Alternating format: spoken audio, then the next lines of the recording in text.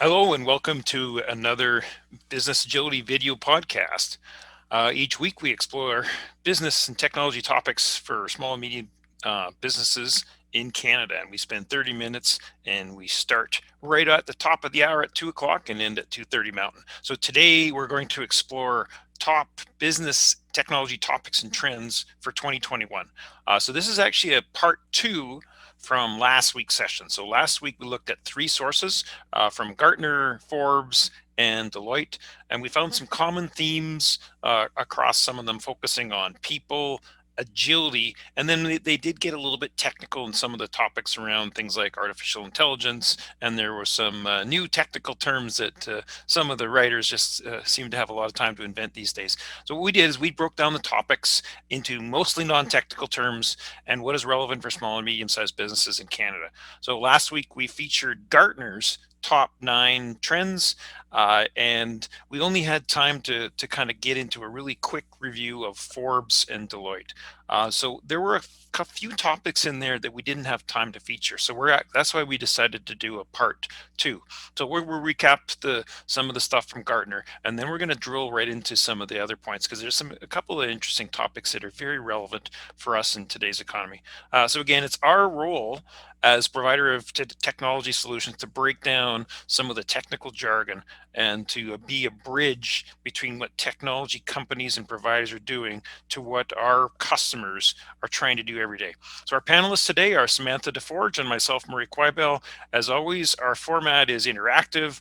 So we'll start, send us questions and comments. So use the comments box if you're on our live webinar, and if you're joining us on our Facebook live theme, our live stream, then toss some comments in there and that kind of stuff. We'll start with panelist introductions and get right into our topic. So with that, I'll introduce myself quickly. I am Murray Quibel, the president of Accurus Solutions.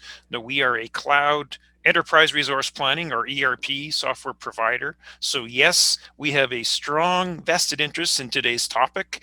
At an ERP system, at its core, is really a core piece of technology, and it's really the starting point to enable new business technologies in your business. So yes, I am passionate about it, and yes, we will break down technical jargon into what we can use every day. So I'll turn it over to Sam for a quick introduction, and then we'll get right into our topic. Yeah, and my name is Samantha Knighton DeForge, and I work with Murray as the Business Solutions Manager here with Accurus. And my job is to essentially be the bridge to really dissect that technical jargon that Murray just mentioned and make it a little bit more real for our day-to-day customer base. Or prospects, who knows? Prospects, people looking for software. What does AI mean, right? Yeah, what the heck is AI? I know. Didn't we say, yeah? There we go. Technical jargon. Wow. So what we're going to do today, just like we did last year, I'm going to share my screen and I'm going to walk through these things, and then we're going to debate some of the topics ourselves, and we'll define them. Again, we'll use everyday examples. Samantha is the master of analogies and practical things that we do in our day-to-day lives. And so for anyone who's joined us in our previous podcast, you'll see how she turns things like a dishwasher or a truck or a cruise ship or a cargo ship or a puzzle and making that relevant for business technology. So well, I'm sure she'll come up with something new today. But what Who we'll knows? do, like I said, I'm going to share my screen, so just bear with me as I do that. And I'm going to just share my screen right now. So what you should see is a blank Google search window. So what I'm going to do is do what the most regular business owners and people will do, is just start Googling a topic. So what are the top business technology topics for 2021? And I'm going to see, well, what is Mother Google going to tell us today? And we'll look at this. It's very similar to what they told us last week. So we actually noticed that the Gartner top strategic technology trends remains the #1 post, and that's the item that we featured last week here. So if we click on that, I'm not going to spend a whole lot of time on that because we went into that in great detail last week. But these are ones these are the top trends, and they introduced a new term, the IOB, Internet of Behavior, which I thought was kind of neat, and it's Mm-hmm. timely because that's kind of it's like what do they call it, the bits of dust in our daily life and things like that. But These are some of the that Internet of behaviors, uh, and so on. I'm going to go just quickly. Total experience. That's kind of a making sure that everything is consistent from employees to customers, all that kind of stuff.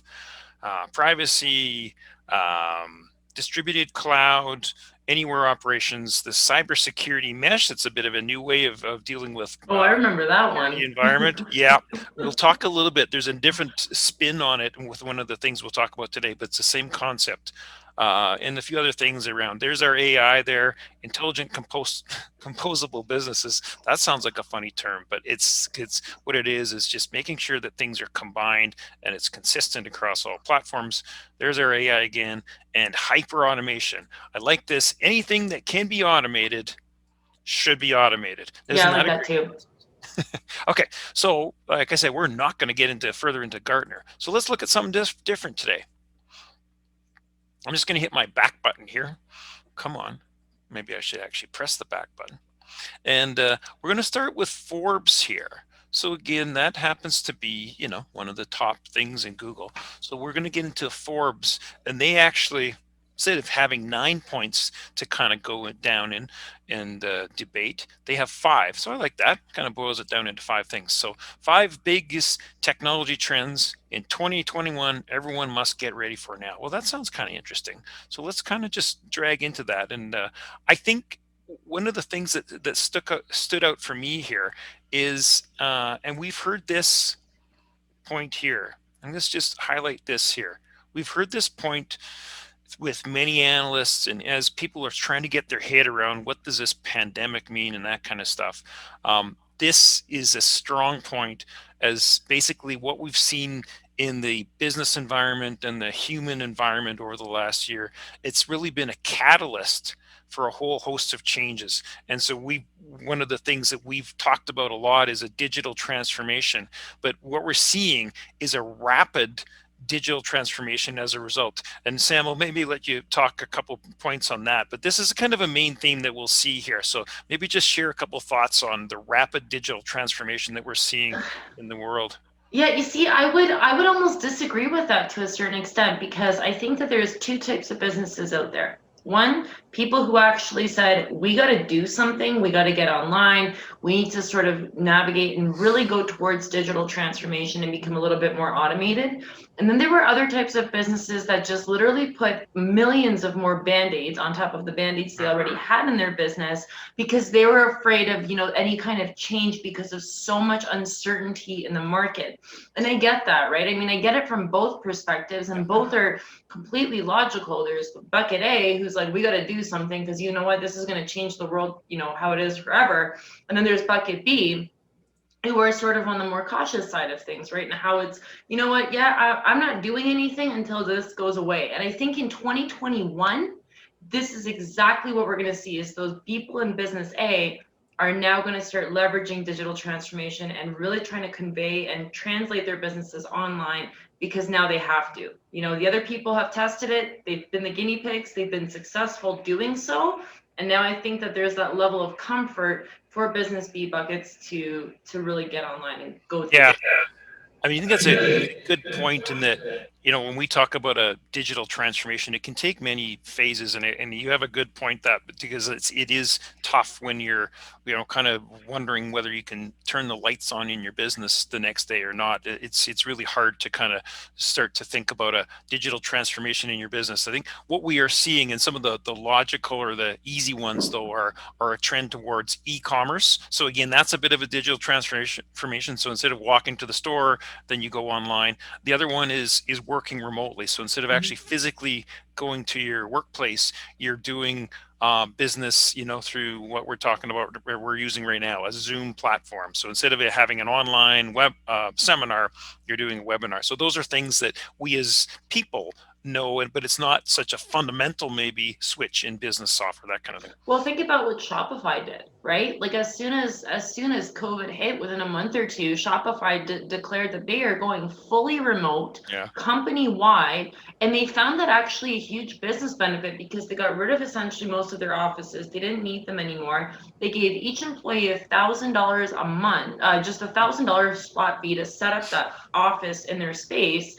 And there's so many advantages of working from home, not only from tax purposes, right? It means a tax write-off for all, all employees, business owners, and then you're saving money on commutes, and it's just so much more. I think it's so much better. But yeah, I mean, Shopify did that, and Shopify is a massive company. Yeah. Yeah. So trend number one for Forbes, and again, this is pretty common. We've seen this in prior years, but so artificial intelligence or AI, and a couple of examples that they're talking about here is even this the volume of data as we're collecting data for infection rates and in healthcare and things like that. So those are starting to be things that we can think about that are that where data is being collected and we can start to predict how that can work, and we can start to have models that are automated and that kind of thing. So they talk a little bit here about machine learning algorithms, and so I think we've heard machine learning or ML, and I often group them, AI along with machine learning, and I Mhm. think I think it makes sense, at least from a layman's point of view, to do that. And all we're talking about here is stuff that we can use data or machines or computer to help kind of analyze trends or do stuff that humans can't.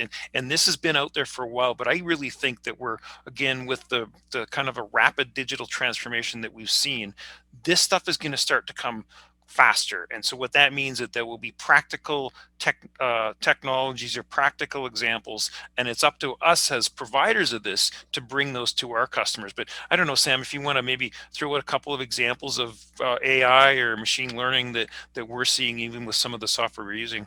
I mean, yeah, I mean, in a business scenario, I mean, I've used this example in the past. I used to have a customer who was in farming, and they had, IoT sensors that would sort of analyze the trends of all the, data and of the soil, for instance, and then have automatic reports sent to them as well. But a more realistic example for a more day-to-day scenario would be Netflix, right? Like when you sit there and you're watching prison show after prison show, there is a reason you are getting recommended, shows recommended for you. That is that machine learning, really analyzing the data and the trends based on your watch history. And it's artificial intelligence that is actually triggering those recommendations. Yeah, just like we're saying, changing patterns of consumer behavior. So it's starting to anticipate that. So based on what you've watched in the past, you can start to do that. I know some of the things that we have from a maybe not so interesting as a consumer side, but more practical from a business side, is that we have things like automated expense recognition or automated accounts payable recognition that can start to get a little bit smarter over time. That if you see something that looks and feels like an invoice, it has the word invoice on it, it has something that looks and feels like a vendor, all of a sudden, hey, the system will go, that looks like an accounts payable bill. And then it can start to anticipate what GL account it might go to, or it can start to learn and get a little bit smarter over time. But those are some kind of fairly not so, interesting examples, but they're practical nonetheless, and they can help businesses do things more efficient. Well, it's like self-checkouts too, right? Yeah. So this is even more interesting, I think, but and again, how does this relate to businesses? So we go into robotics, drones and automation and things like that. So I think what we're going to start to see this as people, as consumers, a lot, and we already have. There are already drones that are delivering packages. There are self-driving. There's a we use, there are robotics that exist. That's how you can rapidly ship and do warehouse fulfillment in the biggest warehouses of the world. Those are fairly automated. Now, that what we're going to see is that that's not just for the Amazons of the world. That will need to kind of start to infiltrate into your business or businesses that we deal with, and to compete with that. And so why wait for it? Why not lead it? Now, it doesn't mean you need to spend millions of dollars on an automated warehouse, but what we're finding is that come up with practical examples of this all the time. You might use a small IoT device, Internet of Things, some kind of a tracking device that sits on a shelf, and it can monitor traffic. And there's a lot of neat things that we can do, but we're moving past them being just neat things into practical examples that you can use in your business to automate business processes. And so, Danny, there's a lot of neat things here that we could talk about all day. But again, the point being, this isn't really pie in the sky anymore. There are examples every day of how we can use, drones and robotics to help in our daily lives. And so anyway, though, that's I think a trend that we'll see for sure. Any other thoughts on that, Sam? No, I think that excuse me. I think that it is I think definitely robots are, are the future as far as, automation, drones, things like that. I definitely think that that's a little bit far-fetched for the mid-market. And I think that's and precisely what a lot of businesses, think. But obviously that's not where you start. If you're a $20 million company, a $15 million company, chances are maybe you're not quite thinking about robots at this point in time, because of course there's a much larger foundation, as far as software or technology that you'll have to sort of work towards streamlining your business. But it's about quantifying the metrics and seeing whether or not it makes sense, right? When we talk about robots, even like again, farming example, when you have a tractor, not necessarily a robot, it is being operated by one person, for a combine, for instance. Back in the day, you used to have 100 people tending to a field. Now you're able to have a piece of equipment operated by one individual who can, mass harvest and do all these things. So, I mean, in a sense, it's almost similar, but it's not fully standalone. But it's a very similar concept that we sort of encountered, in comparison to 50 years ago. As far as, IoT sensors too, I think that's much more of a real example, is those sensors, applying them on a warehouse shelf. So you can have wireless picking, right? There's 3 or 4 in these, the IoT sensors are counting by bin. And when you extract one, it automatically deducts the quantity and updates your system, right? Instead of having to purchase scanners. So I Yeah, definitely there's think a there's a those are lot. some of the yeah, I'd say those are some practical examples that the companies can do now. Is that Yeah. you don't need to invest millions of dollars on this stuff, but if you can kind of assess a repeatable business process, that again you have to be on a platform that enables this, and that's kind of where the kind of the ERP technology comes in. You can't automate your warehouse if you actually don't have a warehouse management system, or you don't have integrated inventory and financials.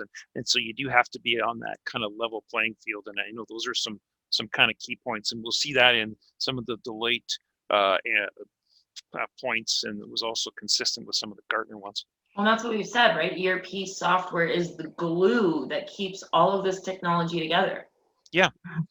The So, the point of the next one is as a service, and so we've heard software as a service and yeah. platform as a service. There's all these kinds of things like that, and all we're saying with this is that it's based on cloud and on-demand platforms, and what this really is kind of moving beyond on-premises IT and on-premises system into something that's a managed cloud offering from something like these guys. Now there are local providers for sure. What we see with these large ones is they can, they've got so much more power and money to invest. Is that they tend to, kind of run over some of the smaller ones too. But hey, there are some great local ones as well too.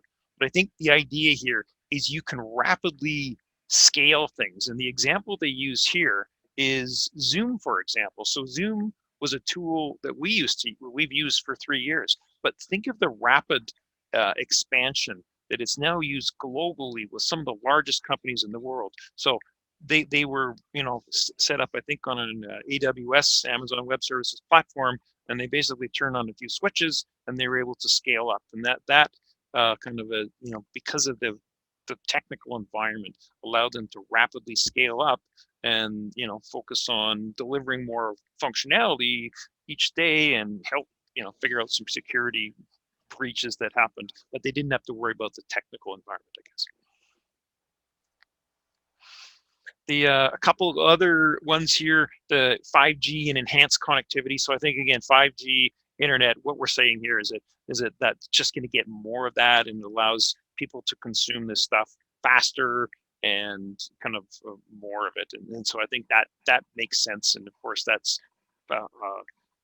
based on where you are physically in the world. I mean, it's still not we're not seeing 5G in certainly a lot of areas in remote areas of Canada, but there's more and more of it all the time. So it's something, obviously if you see it in your area, yeah, look for it and take advantage of it, because we're not going to have any less data flying around the world. So if you can be on a faster network, you should choose it.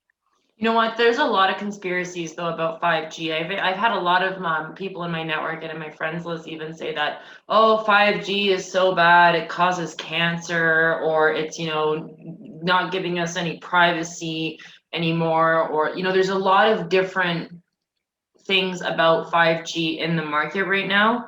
And I think it really comes down to really embracing the technology, how it's advancing.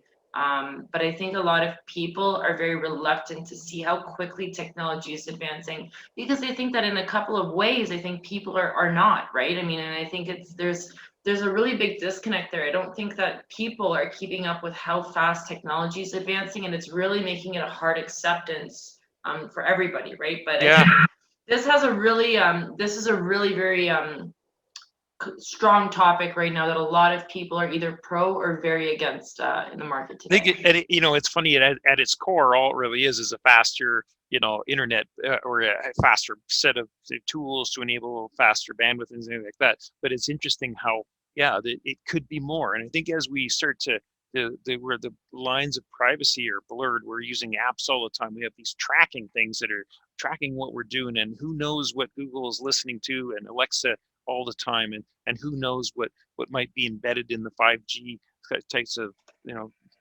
technologies as well. And I think that's, there's always going to be a battle that we as humans need to deal with here. Are we okay with the utility and the convenience that some of this stuff brings us, or are we going to be scared and not use it? Hey, I mean, it's always going to be a debate. Yeah. The last point is, and I like this, the augmented reality or virtual reality. And kind of one of the points here is that, and it really kind of talks, these technologies, for example, we might use glasses or headsets to with gaming, or to even as training videos. Some of this technology has been around for a while. So you could do you can learn how to operate a crane or a piece of equipment using virtual reality or augmented reality like this. And there's lots of emerging technology companies like this. But we're going to see it more prevalent again as it's more difficult for actually us to be engaging as humans and to travel and things like that. So we're going to see, that's kind of the trend that they're noting here, is that this will be heightened because of kind of the restrictions we have on human interactions and travel. Let me switch gears. I'm just going to go back again, and I want to get into the Deloitte one, because there definitely are a few points here I want to summarize. And holy man, we're almost at our time. We've only got about I can't 7 minutes. believe that. Yeah. Yeah. So let's do this. So I just went back here, and this one here. So the Deloitte Insights, and again, we can go through these reasonably quickly because a lot of them are similar themes, but I really like how they make their points here. So if you click on the link here, and there should be one here that says, read the executive summary. They really do a nice job of summarizing the main points here.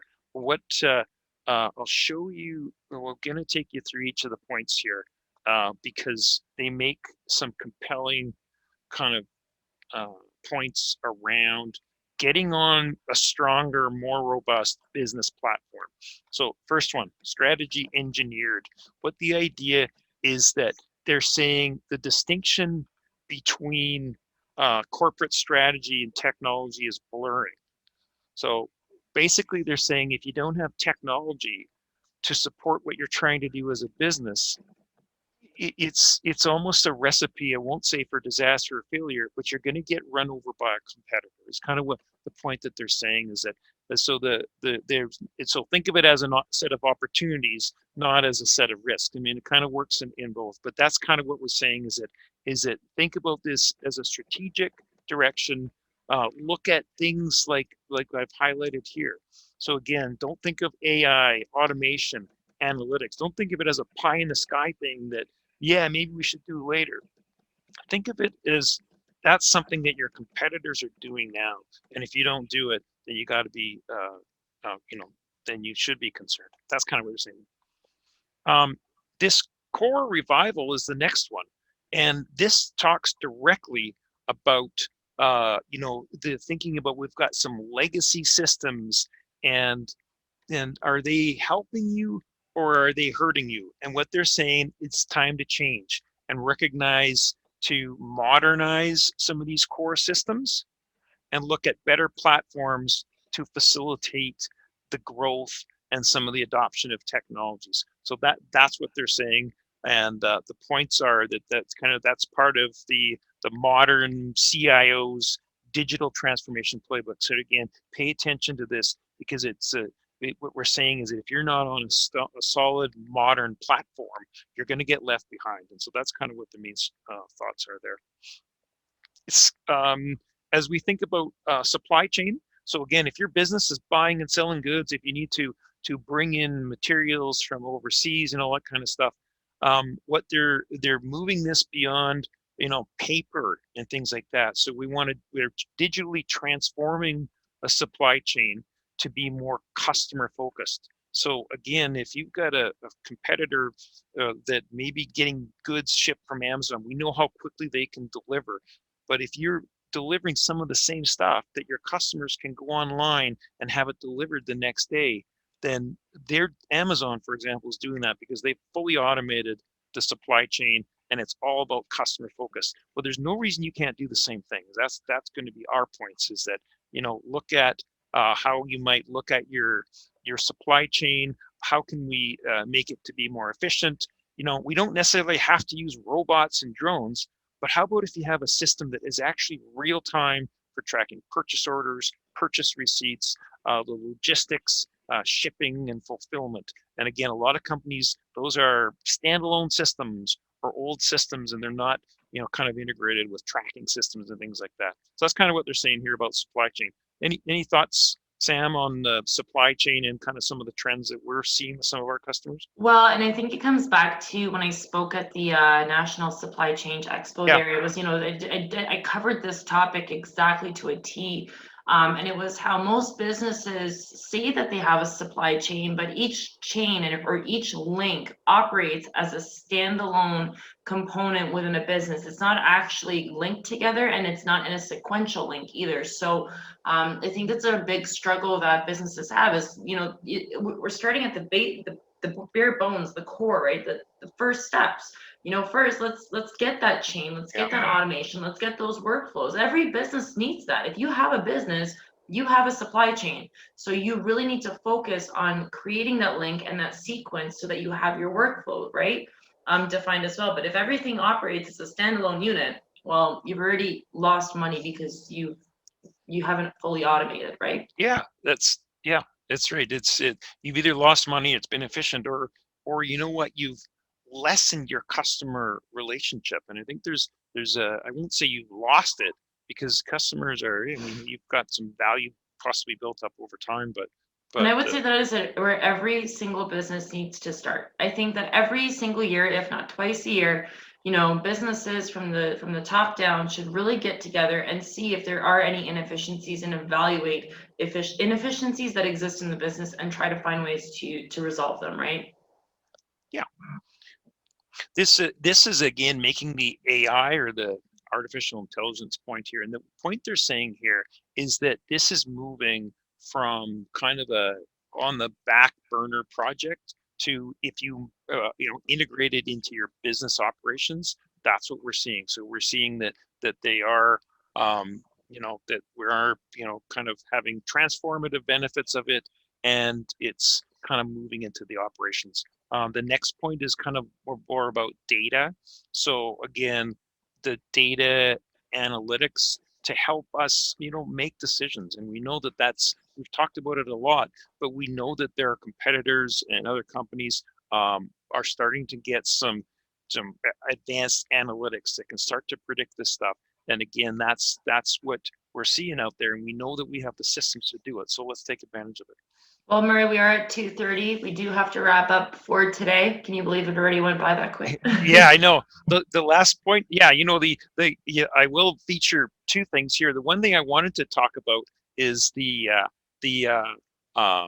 diversity, equity, inclusion, and that's obviously emerging topic in the social community, and we're starting to see some tools of that. That was the one thing I wanted to feature from Deloitte, but the last things are the digital workplace and making it all integrated as part of a human interaction. And I think, again, these are points that we've known there to be out there for a long time, but we're just going to see them rapidly kind of ingrained in our culture of our people and our businesses so much more in 2021. I agree.